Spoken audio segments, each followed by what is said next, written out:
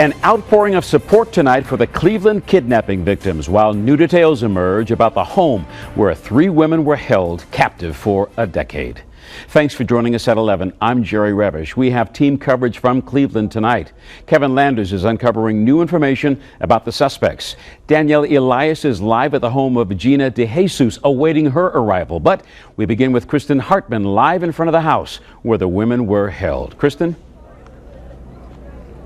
Jerry, into the evening, FBI agents in evidence tech type gear have been walking in and out of the house here on Seymour Avenue. I can't tell you, we were here when they appeared to take a door off the home. There are reports that garbage bags were over house windows. We have confirmed Geauga County had canines assisting Cleveland PD. We can't confirm why, though. This block, where the home sits, has been a point of interest for the curious and for folks who support the survivors. The children here weren't too young to understand what happened on Seymour Avenue was the saddest of situations, with the happiest of outcomes. So the kids are all excited, so they all support. They always like, let's go, we want to go support. Their cheers were for Amanda Berry, Gina DeJesus, and Michelle Knight. The 3 women lost at least 10 years of their young lives captive in this Cleveland home.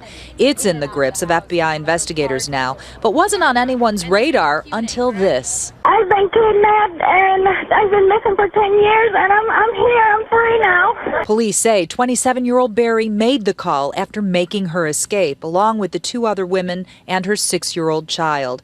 Since then, she's had an in-person family reunion and dialed up relatives in Tennessee who hadn't heard from her in a decade.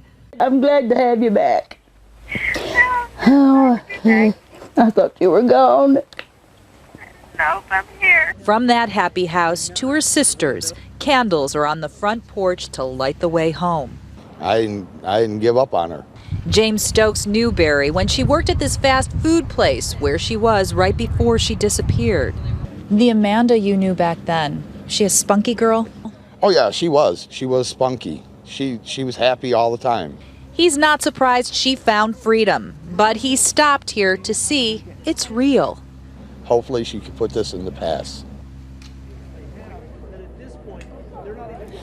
I also saw a guy taking pictures at Berry's sister's home. He, too, had to see that this whole thing was real. He told me that Castro, the suspect, is a friend of his. They rode motorcycles together. He's having a hard time getting his head around all of this. Now to another part of this story. Our Danielle Elias is outside Gina DeJesus' home. Danielle, what's happening there?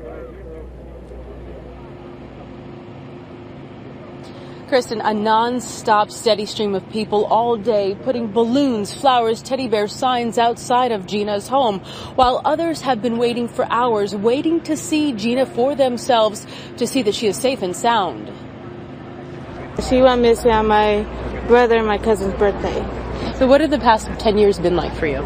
Pretty hard. It's hard to know that you have a friend that's just gone out this world and you don't know where to look or see if she's okay. Kathleen Anaya describes the unimaginable roller coaster of emotion, from the very low of lows to the extreme highs of knowing her former schoolmate, Gina DeJesus, who was once missing, is now alive.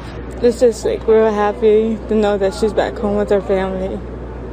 Tears of joy? Tears of joy, yes. With balloons in hand, her son in her arm, and her mother by her side, they're ready to welcome Gina home. It's exciting.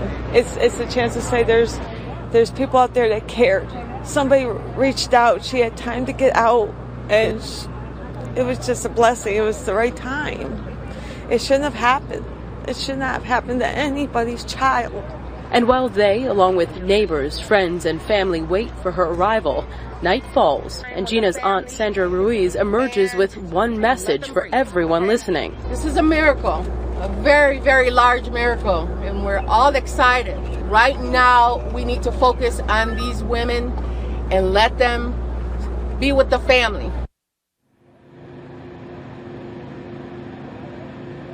And there is security here around the clock with police tape keeping everyone at a distance from Gina's home. But that hasn't stopped people from coming here, coming by with one thing in mind, getting a glimpse of Gina after all these years. Reporting live in Cleveland, Danielle Elias, 10 TV News.